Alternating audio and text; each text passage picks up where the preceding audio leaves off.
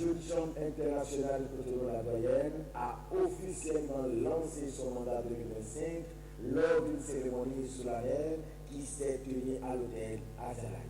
Placé sous le parrainage de l'honorable Éric Rouleté, député à l'Assemblée nationale du Bénin, et de M.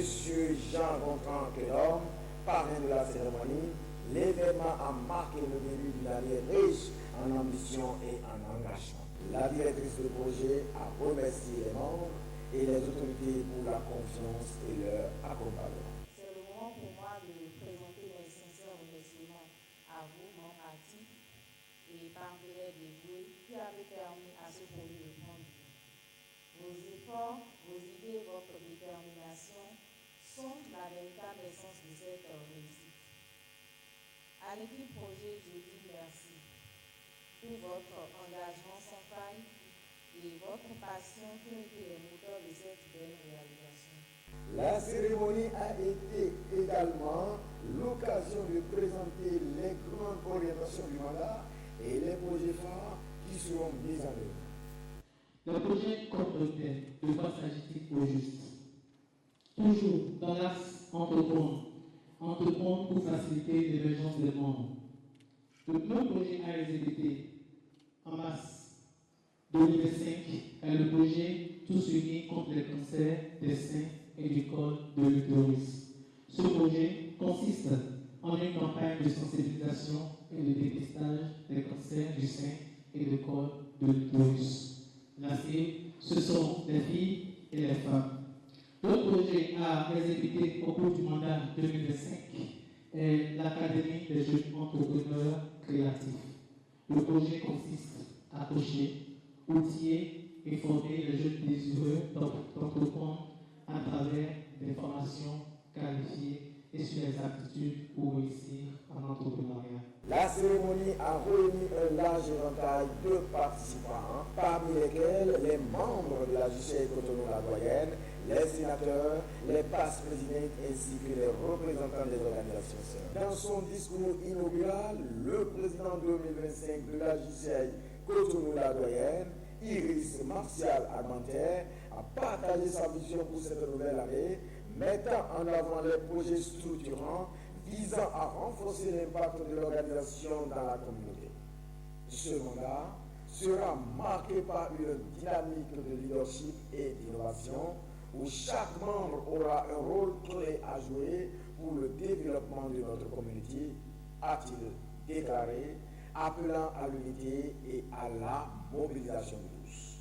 Conformément au texte de la JCI Cotonou-la-Doyenne, les organes de décision du comité directeur local sont élus pour un mandat d'un an au nom du principe One Girl Two Leaders.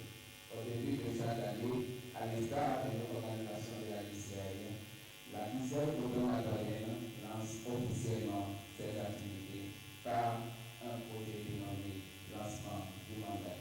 Ce projet a pour objectif de lancer officiellement les activités à travers la présentation du plan d'action aux membres, aux potentiels partenaires, aux sponsors et aux autorités locales qui nous dirigent.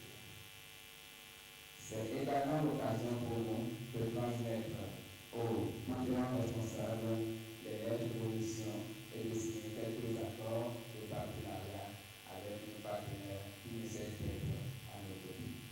Notre organisation, la JCI Cotonou-la-Doyenne, est un phare de bienveillance et de solidarité, un modèle de référence dans le leadership et les œuvres communautaires depuis plus de 35 ans. Notre priorité cette année sera consacrée à l'établissement et au développement de chaque membre individuel. Nous croyons fermement que le succès collectif et l'excellence de notre organisation passent par le bien-être et la croissance personnelle de chacun de nos membres. C'est donc pour cela que nous vous invitons à vivre pleinement avec nous en cette année 2025 le thème excellent davantage. Monsieur Jean-Gontran Kelom, parrain de la cérémonie, a réaffirmé son soutien à l'organisation et a mis en avant l'importance du travail collaboratif pour atteindre des résultats concrets. Je suis vraiment rassuré, considérant les critères de choix qu'ils ont dans le choix du carré du mandat.